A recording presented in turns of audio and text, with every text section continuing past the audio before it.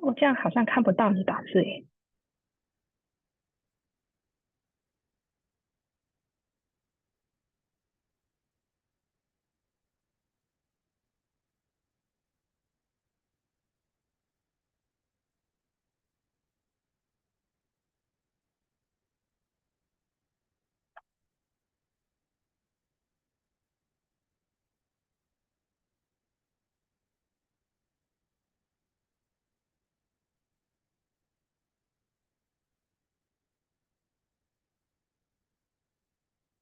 Hello, thank you for joining our live today. Today's topic is employer-sponsored visas, subclass 482 and 186. My name is Iris. I'm a registered migration agent in Northbridge office. Aussizz Group has established in 2009. Today we have about 40 offices all over the world, and we offer all different types of service regarding to visas and review and student visa service. We have 4 offices in WA, Northbridge office, our Perth office, Canning Vale office, and Joondalup office. Last year in July, we have our Hong Kong office open. So if you have any friends want to consult, welcome to talk to us or the Hong Kong office. We have 3 registered migration agents in Northbridge office, myself, and Mai and Yuting. We can speak quite a lot of different languages: English, Cantonese, Mandarin, and Vietnamese. And we have education team with Diana, Isabel, and Cindy. They can speak English, Vietnamese, Mandarin, Cantonese, Malay, and Hokkien. This is the services we provide for migration, skilled visa, employer-sponsored visas, family visas, and review of visa decisions such as visa refusal or visa cancellation to the AAT, and it will be soon called ART from October. Also, we provide services on education like student visa, student dependent scholarship admission, to extend the student visa, graduate visa, and all sorts of services that you can think of. And of course, we provide PTE coaching, IELTS coaching, and we offer health insurance for OSHC and OVHC. Today, this is a bit of overview. We will talk about employer-sponsored visas, focus on subclass 482 and 186. We will also cover the sponsorship requirements, nomination requirements, and visa requirements, and the obligations that for the visa applicant and for the employer to comply with. So there are mainly 3 different types of employer-sponsored visas: TSF, Temporary Skilled Shortage Visa, subclass 482, Skilled Employer-Sponsored Regional Provisional Visa, subclass 494, and Employer Nomination Scheme Visa, subclass 186. For today's slide, we will focus on 482 visa and 186 visa. The purpose of 482 visa is to address labor shortages, as you can see from its title, and there are 3 streams under the TSS 482 visa.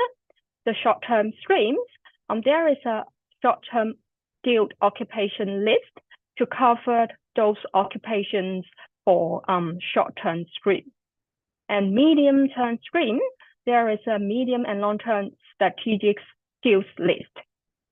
For most of the occupations should be covered under medium and long-term strategic skills list. There are a few is covered under short-term skilled occupation list. Also, the last type of stream is labor agreement stream. Maybe you have heard of it. It is a labor agreement between the Australian government, which is represented by the government, and the agreement is between the department and the employer. We won't focus too much on the labor agreement stream today. Why? Because We have a seminar tomorrow from 4 p.m. to 6 p.m. in Novotel Hotel in Perth. Tomorrow, we will cover DAMA, Designated Area Migration Agreement. How to apply for a DAMA? Do you need an employer for this visa? Who is eligible to apply for a DAMA visa? And for the employer, how can you sponsor someone on this visa? Okay, there are many different types of labor agreement. DAMA is one of those. And also there is another type of labor agreement is industry labor agreement, such as aged care, fishing industry, or advertising industry. Tomorrow, we will focus on DAMA. So currently there are 5 DAMA in WA, Goldfields, Kimberley, Pilbara, Southwest, and the latest one is WA DAMA. I think many of you will be interested in joining us for the event tomorrow. Please register yourself through the QR code on the screen. Okay, let's talk about temporary skill shortage TSS 42 visa. This is a visa with 3-stage process. Stage 1 is standard business sponsorship. Stage 2 is nomination. Stage 3 is visa application. For stage 1, what we call standard business sponsorship, the short form is SBS. There is like some requirements the employer or the business need to meet for the sponsorship to be approved. First of all, the business must be lawfully operating. Usually we will say like minimum 6 months operating history, and the business must have no relevant adverse information. What do we mean by adverse information? For example, if the business want to sponsor someone on a shift position and the business is just a fast food restaurant. And in this situation, because the job task of a chef is more of preparing a proper meal, a main course.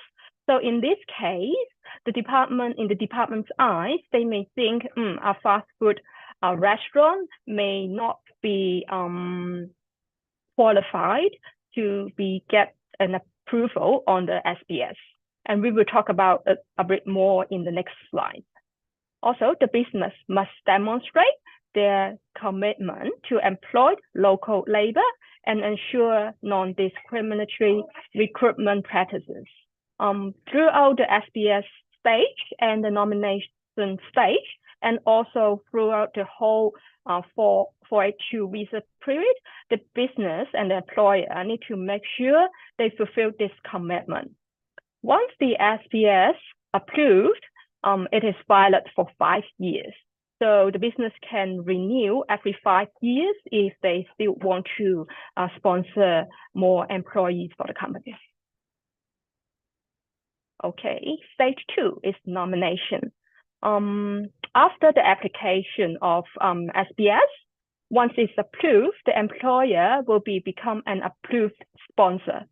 Okay, the nominee must be nominated in an eligible occupation. What does it mean? It means, for example, in an organization, let's say a restaurant, maybe you don't need a finance manager, this position in a restaurant, but chef is an occupation that required for all restaurants. So it will be under eligible occupation. Also, there must be no adverse information about the business or any person associated with the business. The adverse information could include fair work, any complaint to the union, and also health and occupational safety, whether there is any complaint to these entities. Also, the position must be genuine and full-time. It is better to have a genuine position in the organization instead of like creating a new position, unless there is a business plan explaining the company or the business need this particular position or occupation is in the company for the development of the company. Okay, what is the nomination requirements? Many of you must heard TSMIT, Temporary Skilled Migration Income Threshold. From 1st of July this year, the amount is 73,150. So this is the minimum income threshold for all employer-sponsored visa. It covers 482, 494, and 186. Also, there is another rate. We call it annual market salary rate. Why do we need this salary rate? For example, for a management role or management level position, the income will be much more than 73,000. Let's say some management role, their annual income could be 90,000 or 100,000. In this case, the TSMIT will be considered, and annual market salary rate will also be considered. So the organization, or for us, we must have complete the research and provide evidence to show to the department that this nomination, we are paying the nominee not only the TSMIT and also the ASMR rate. Okay, there is a mandatory requirement for 482 nomination. That is labor market test. The advertisement must have advertised of the position for minimum 28 days. After 28 days, we will need to provide reports and provide evidence to support the nomination. There are many documents that we will need to provide to the department to show that the proposed position, occupation is genuine, and the company really needs this nominee to assist the business in the future development. Stage 3 is 482, the TSS visa application stage. The beauty of 482 visa is there is no age requirement. So for the applicant, you can be about 45, 55, there is no age requirement. For the applicant, it must be nominated for a position by the approved sponsor. The approved sponsor here refers to an approved SBS sponsor. Also, the applicant must have relevant skills, qualifications, and employment background. Currently, the applicant must have 2 years full-time or part-time equivalent work experience in nominated occupation.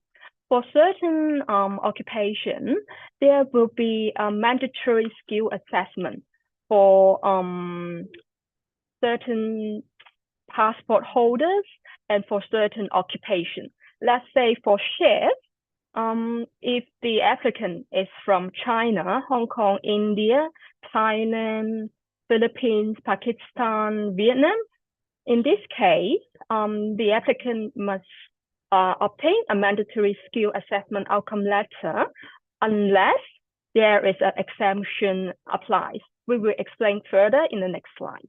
Also, the business and the employer need to consider where there is a caveat for that occupation.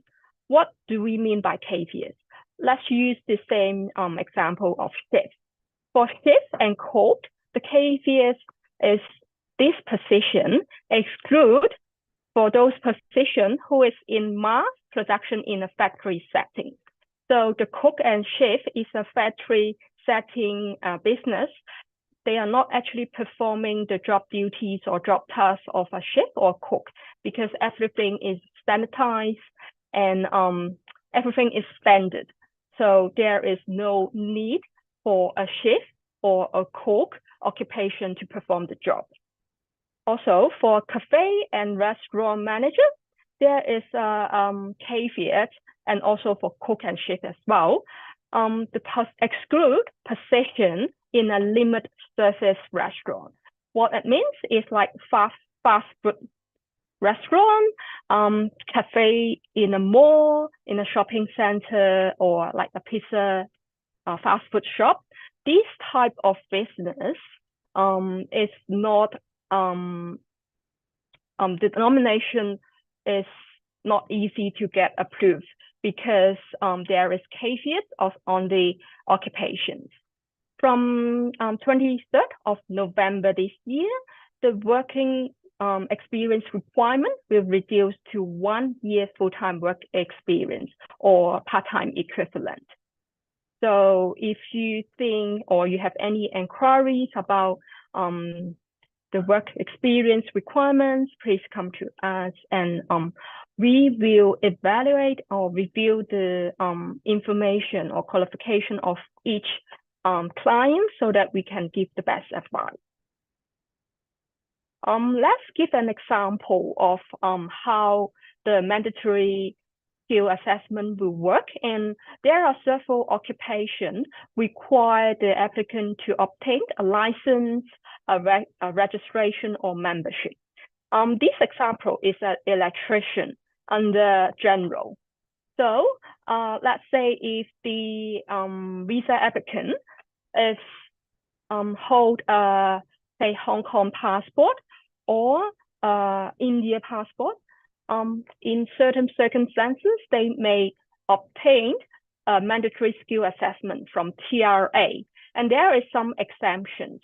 For example, if the qualification is obtained in Australia and the course is taught in Australia, and there are some exemptions as well.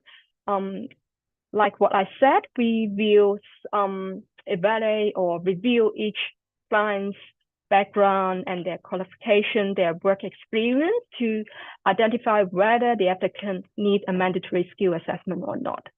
Okay, after post-electrician to obtain the mandatory skill assessment, they will have an overseas license and experience. So once they obtain the skill assessment outcome letter is positive, they can then apply for offshore technical skill record through the state government. So this is a record showing the applicant has the competence with certain level in electrician occupation. Since it is a licensed occupation, the applicant will be issued an electrical work training permit. It is a professional license for the visa applicant to continue to get the training or the supervised employment required to get the full license. So what they need to do is to, through TRA, find a registered training organization, RTO, and complete Australian context gap training course, and under supervised employment for certain period of time, then they can apply for a full license for electrical work license. Okay, for the other TSS visa requirements, the applicant must meet the English language requirements.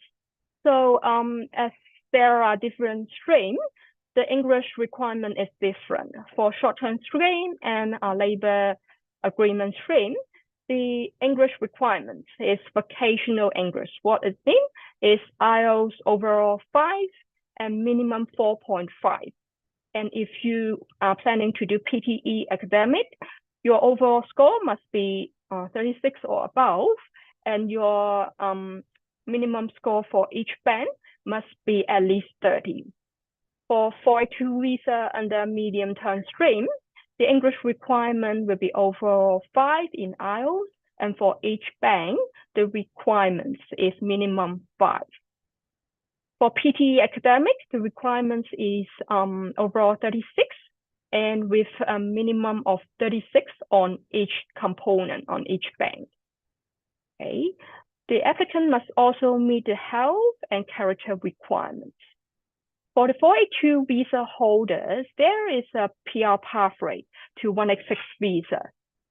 So the visa holder may eligible for PR through 186 visa TRT stream after 2 years on 482 visas. However, there is no guarantee on a 186 visa. Why is that? It's because the employer has no obligation to sponsor the employee, the 482 visa holder for PR. So you will need to discuss with your employer after 2 years whether the company, the employer, is still willing to sponsor you for the 186 visa under TRT stream. So for 482 visa period, for short-term stream, it's up to 2 years visa. And this visa can be renewed. And for the medium-term stream, the visa is up to 4 years. For the labor agreement stream, it's up to 4 years visa. For Hong Kong passport holder and BNO passport holders, BNO refer to British national overseas, the visa period is a 5 years visa. There will be some obligation imposed on the 482 visa holders, such as the visa holder must only work for the employer in the nominate occupation. What it means is if the employer sponsor you or nominate you in the position of chef, then you cannot perform another occupation in the company, say cafe or restaurant manager. You can only perform a job duties under your nominate occupation, which is chef. Also, if it is a mandatory requirement for the visa holder to hold the license or registration or membership, this membership, registration, and license is a mandatory requirement to perform the nominate occupation. There is a visa condition that the visa holder must obtain the license or registration. If the applicant, or sorry, if the visa holder is onshore in Australia, they must obtain the license or registration within 90 days after the visa grant. If the visa holder is offshore, overseas, then they must get the license or registration within 90 days after arrival in Australia. So for all 482 visa holder, you must comply with visa conditions and requirements. From 1st of July this year, the period of ceased employment is now increased to no more than 180 days.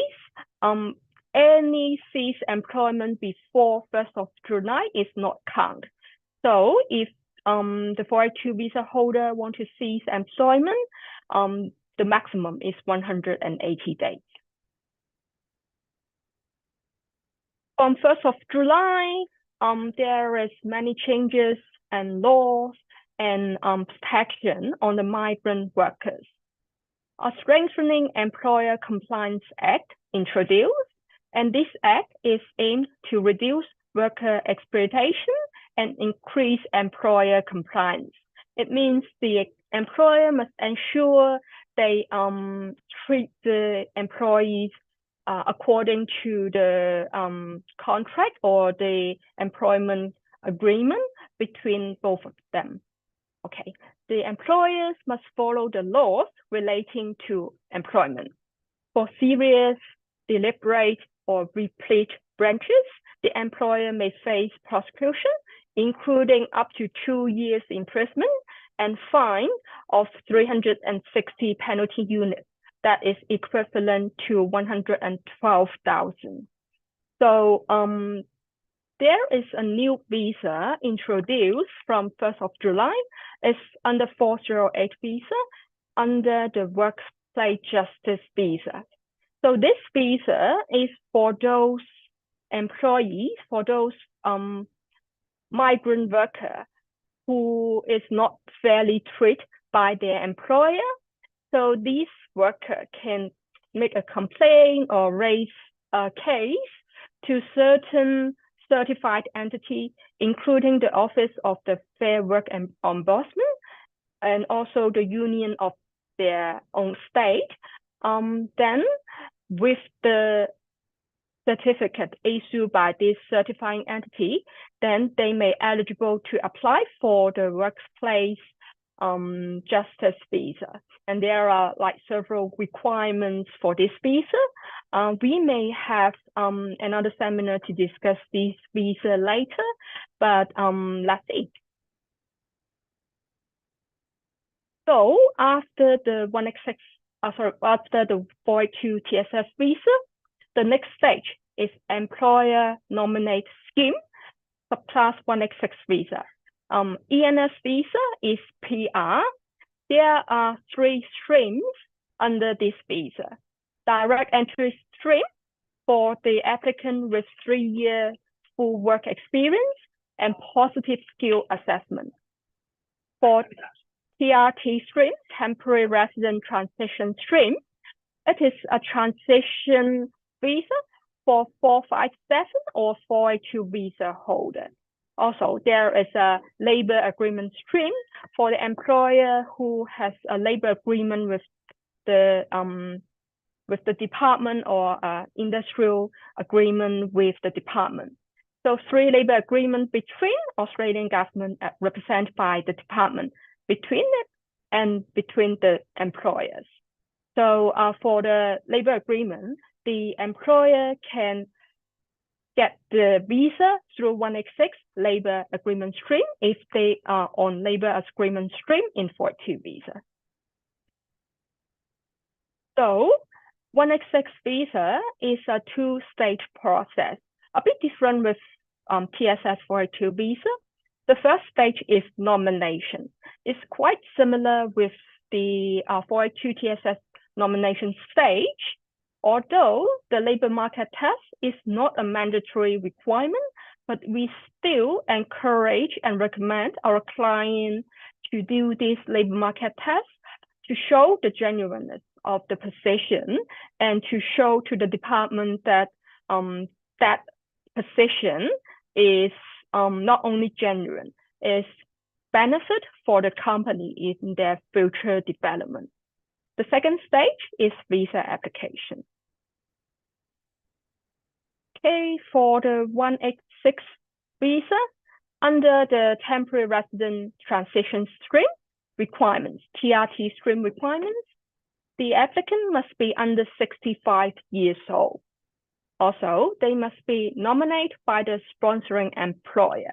It means the same employer of the 482 visa holder can continue to sponsor the employee or the 482 visa holder on a 186 visa.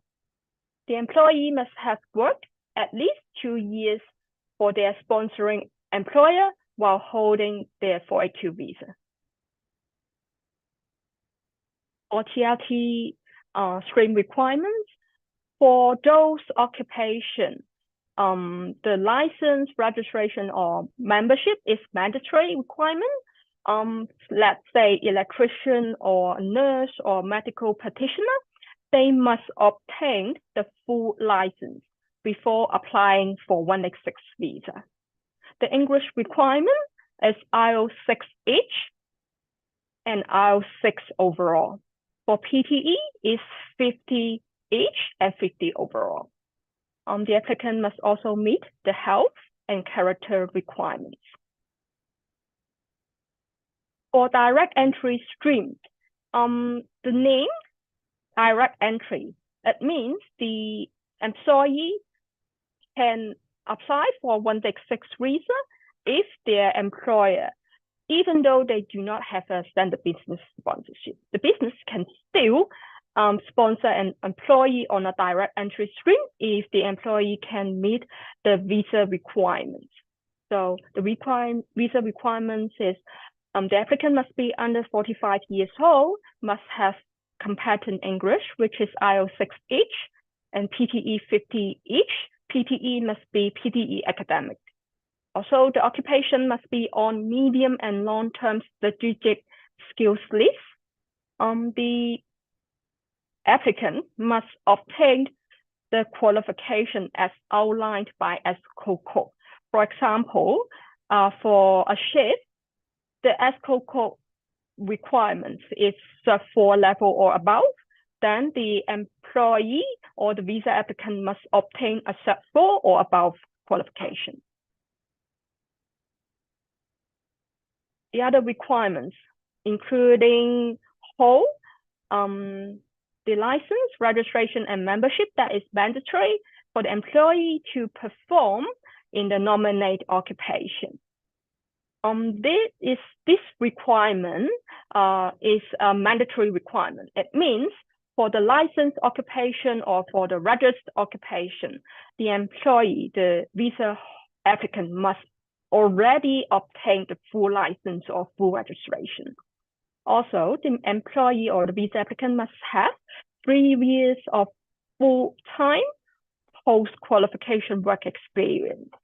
What does it mean? For 482 visa, the work experience doesn't have to be a post-qualification, but for a 186 visa, this work experience must be post-qualification. What it means, for example, for a shift, if therefore is the qualification required for shift occupation, then once the visa applicant obtain their step 4 qualification, after they obtained their qualification, the 3 years after the qualification, post-qualification, is meet the requirements for 186 visa under direct entry stream. It can be 3-year full-time experience or part-time equivalent in nominated occupation. Also, it is very important that the visa applicant must obtain a positive skill assessment. There is a bit confused when some fresh grad students, they may confuse in between registration and skill assessment. Let's say for a nurse, the skill assessment is under NMAC and the registration is under Alpha. So don't confuse and don't get, if you have like any concern about whether you have the correct skill assessment or whether you have correct registration, please come to us. Also, there is general requirement for all visa holders must meet the health and character requirements. So if you have any questions, please post it to our chat box. And this is our social media. Feel free to follow us on one of these social media. And thank you for listening to this line. Let's see what question we have. Okay.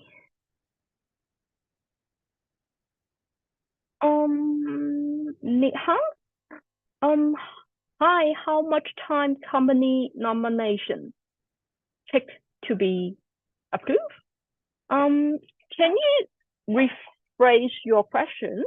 Do you mean what is the processing time for a nomination application? If this is your question, currently the processing time for the nomination will be roughly 1 to 2 months. It depends on which stream. Okay, the next question.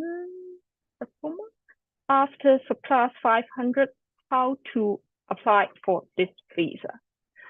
For student visa holder for 482 visa, if you are graduate already, it means you need to fulfill the 2 years work experience during your student visa period. If not, if you are graduate at the end of this year, you only need to show 1 year work experience or part-time equivalent to meet the work experience requirements. Okay, if you think you don't have enough time to obtain the work experience, maybe you may consider a training visa of subclass 407. You may discuss it with your employer, but of course you need to get our advice first whether the employer is willing to sponsor you on a 407 visa and what is the requirement for 407 visa, there are 3 stages: sponsorship, training plan and nomination, and visa application. But today's session is about 482 visa and 186 visa. If you have any questions, please book a consultation with one of our officers.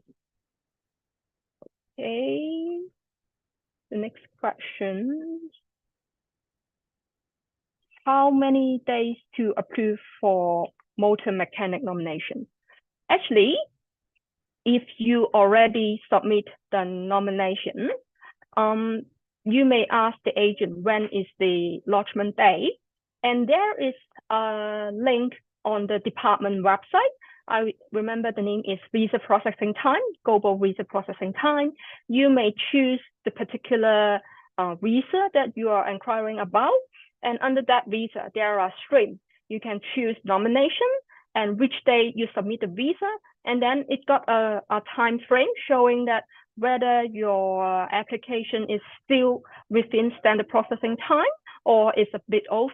If it is over, then you may contact the agent to follow up with the department. I hope I answer your question. How long usually takes visa to get approved? If you mean visa grant, the processing time depends on which stream. For most of the stream, the processing time will be between 1 or 2 months to 5 to 6 months. You can check on the department website under Global Visa Processing Time. There is a link there. Just select the correct type of visa and which stream and the lodgement day. Then you can have a rough idea. Is it your application still within processing time or is a bit over the processing time? If the application is still processing within the standard processing time, there is no point that we chase up with the department because the application must be in the queue or the folder has not been opened yet. Once there is a case officer open your folder, they may either give you a visa decision or they may request for more information if they require more evidence from you. Okay.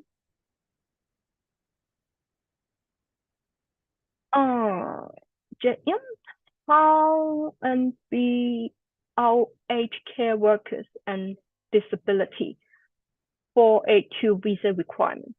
Okay, you may refer after this session, there will be recording on the Facebook page. You may refer back to the 482 visa requirement for aged care and disability care worker. For if it is under medium-term stream, the visa requirement is standard, unless it is under a labor agreement stream. In this case, then this labor agreement is between the department and the aged care or disability care center. You may need to refer back to your employer, see which stream you are under, and then seek advice from one of the migration agents. Okay. We have a question from Kumar. What about aged care worker? Looks like aged care worker is a very popular occupation that most of our audience interested in. I will let the management know and see if we can organize a seminar later to cover the aged care worker. Okay. Next question. Currently, I'm in UK working in bank and have 10 years work experience in bank in India as well. Which visa can I move to Australia? It really depends on your occupation. There are like 3 main types of visa for overseas applicants. First, student visa, and following the student visa is the graduate visa. Second is the General Skilled Migration Visa, GSM, like 189, 190, 491, lodging EOI, and waiting for invitation. And the third type is employer-sponsored visa, 482, 494, 186. It really depends on which occupation you are under, because working in bank is like really general. We need more specific information from you, what you perform in the past 10 years in each bank, what is your title, whether you work full-time on that position, what is your job duties, and the job duties will give a rough idea for us to identify which occupation will be likely under and which occupation will give you a better visa pathway or PR pathway. So if you are interested, feel free to book a consultation with us. We need more information from you to give you an advice. Okay, another question. Can a private family who has disabled parents sponsored a support worker? Okay, first of all, for employer-sponsored visa, it should be a business, standard business sponsorship. So it is a business. You can be a trust, private company, whether it really depends. We will give you more advice at the beginning of consultation if you can provide more information on whether you have a running business or a newly established business, or what is the circumstances, and so that we can give you a more accurate advice. Okay.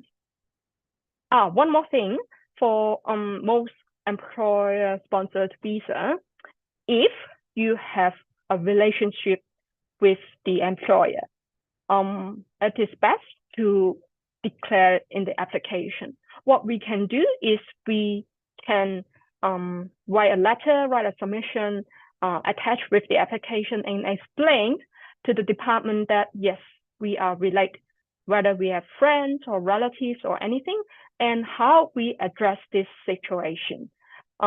Because for how to say, is our responsibility to encourage our clients to declare and provide accurate and up-to-date information to the department. Okay. Can someone who is under the visa be sponsored for any other PR pathway visa? Student visa, if you are not eligible to apply for 45 visa, if it is because of the age limitation or age restriction, you may consider to apply for a training visa, because once student graduate is a fresh grad, of course they will need a work experience to be better to perform certain occupation, the job duties of certain occupation, and a training visa will be a more suitable visa instead of employer-sponsored visa, unless during the student visa you already obtained part-time equivalent work experience for 2 years. If the application is submitted before 23rd of November this year, if after 23rd of November this year, the requirement is 1 year work experience. Whether you can fulfill this requirement, then let's see. So we need more information from you to give you more accurate advice. Okay. How many work experience is required in 186 labor agreement stream? It depends on the labor agreement. For each labor agreement, it outlines the visa requirements and what is covered between the department and the organization, the business, the employer. So usually for 186 is under TRT, is 2 years working for the sponsoring employer. Is for direct entry stream, 3-year post-qualification work experience. And for labor agreement, it's really up to the content of the labor agreement. Okay, what is the salary requirement according to the new rules for 186? As I indicate, the minimum income threshold, the salary requirement, TSMIT from 1st of July is $73,150. And this is the TSMIT. If the position is like a management position, let's say the income will be higher, will be around 90K to 100K. So we will need to look at the annual market salary, because for the position to show to the department that it is genuine, of course, the employer is paying the nominee not only the TSMIT, but also the annual market salary rate for that particular occupation. Okay, so most of the time, the agent will give you advice what is the annual market salary rate for this particular occupation in the job market. So then when we do the labor market test, the job advertisement, it will reflect the real salary rate in the market. I hope I answer your question. Do teachers on 482 require skill assessment? Skill assessment is only mandatory requirement for 186 visa. For 482 visa, you only need to show 2 years for full-time work experience or equivalent part-time. Doesn't matter if it is post-qualification or the time when you are studying in Australia. Okay. Next question. At what stage annual income should be 73,150? It won't list income in first. Oh, okay. I think I understand what you are asking, Debra. So the 73,150 is income threshold. TSMIT. We will advise our clients, the business, to start paying the nominee the TSMIT during the nomination or before the visa grant. Okay, this is the visa requirement for 482 visa. So well, for certain occupation, you can't earn that much of money. Say, let's say cook for the first or second year of work experience, the salary will be lower than 73,150. So this TSMIT usually will be starting from the nomination stage.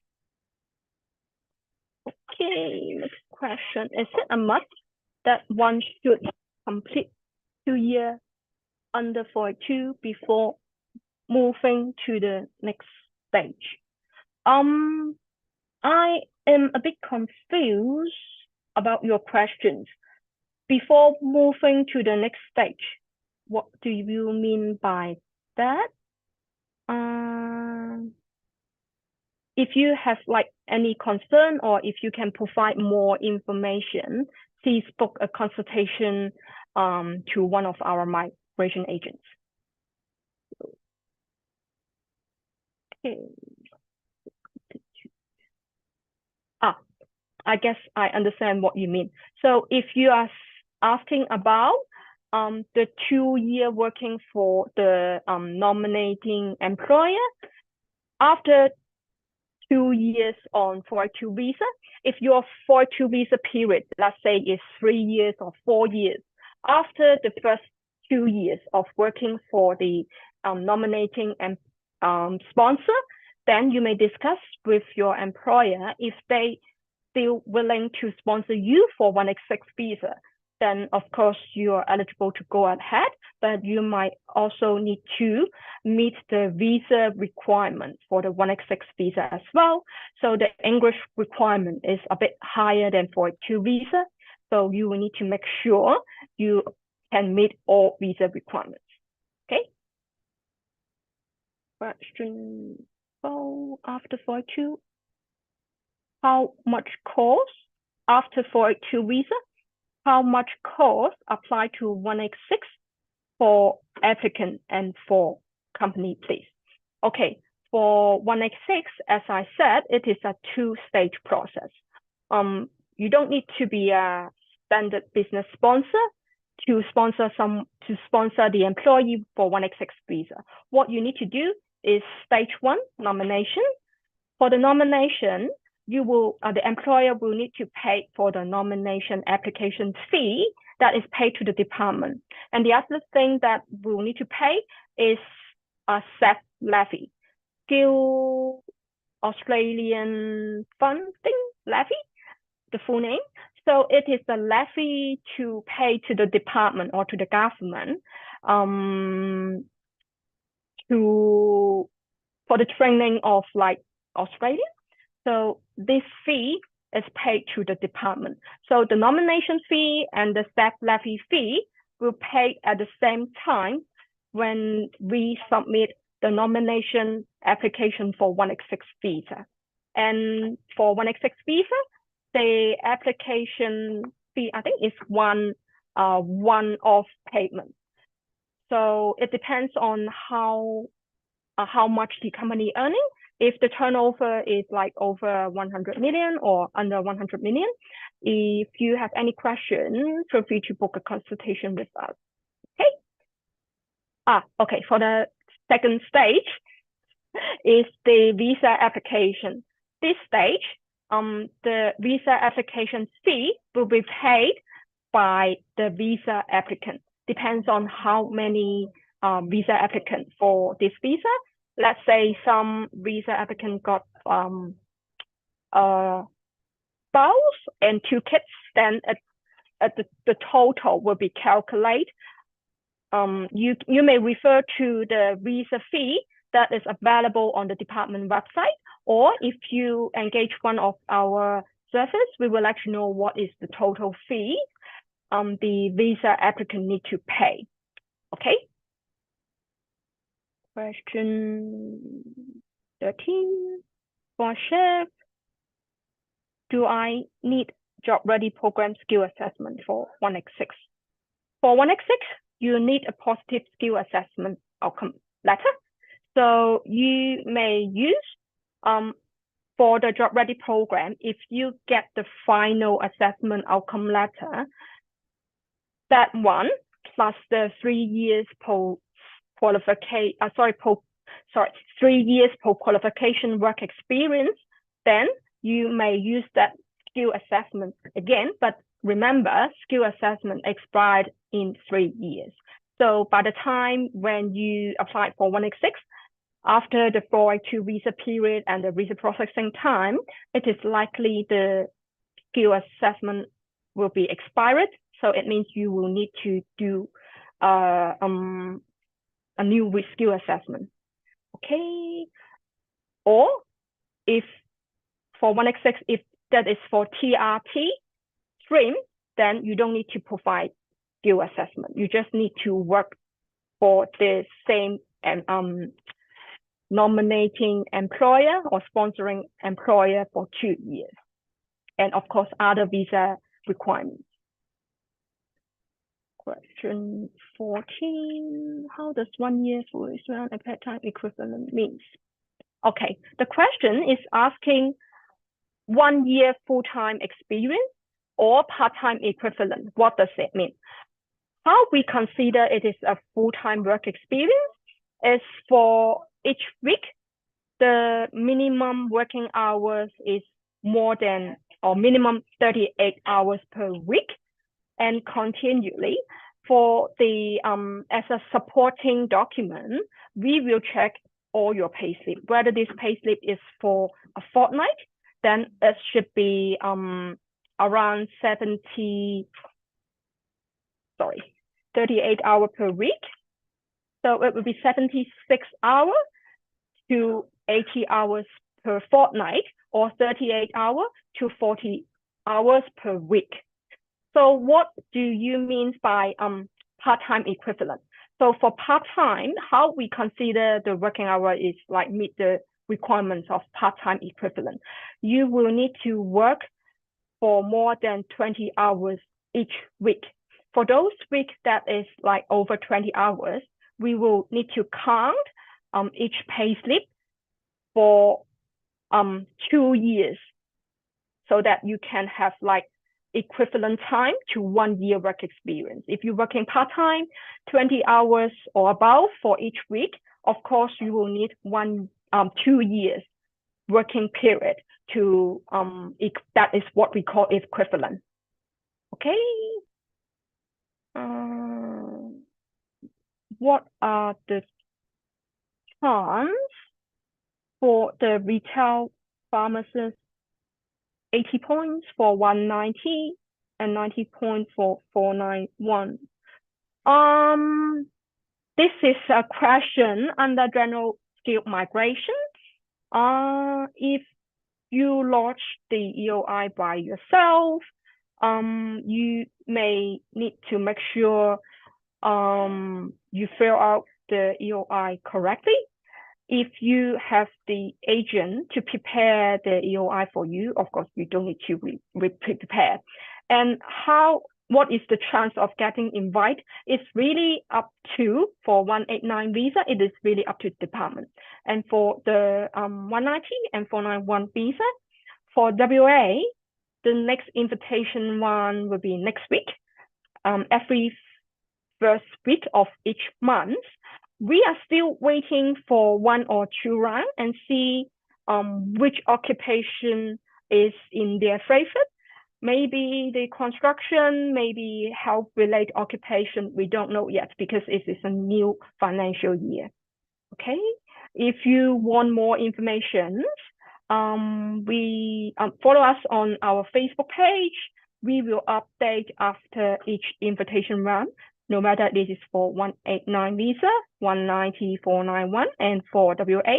And for each state, every officers will like give the record of the invitation Aussizz group getting for their clients. Okay. I had a question about the 482 visa.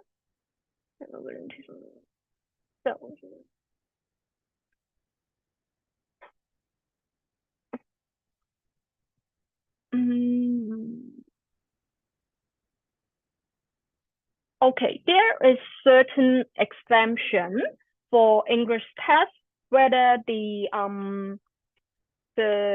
passport holder, like passport holder of Canada, New Zealand, Ireland, UK, United States are exempt for the English language requirements. And for other passport holder, unless you have exemption, you will need to take one of the English language tests to prove to the department that you have English level that is competent for the visa requirement. Okay, we have a few more questions. Let's see if we can answer it before we finish, including granting of the grant. 186 visa, only post-qualification work experience is counted toward the 3 years work experience. Okay, can someone on 482 can apply for 190 if they are eligible? Yes, you can. If you got invited, then you can apply for the visa, but make sure you work for the same employer to comply with the visa condition, the 42 visa condition, until your 190 visa grant. Okay, I think I answer all the questions. Thank you for joining us. If you have any questions, feel free to contact us to arrange an appointment. And if you are in WA, in Perth, if you can attend our seminar tomorrow in Novotel, 4 o'clock to 6 o'clock, please register through our Facebook page. Thank you. See you.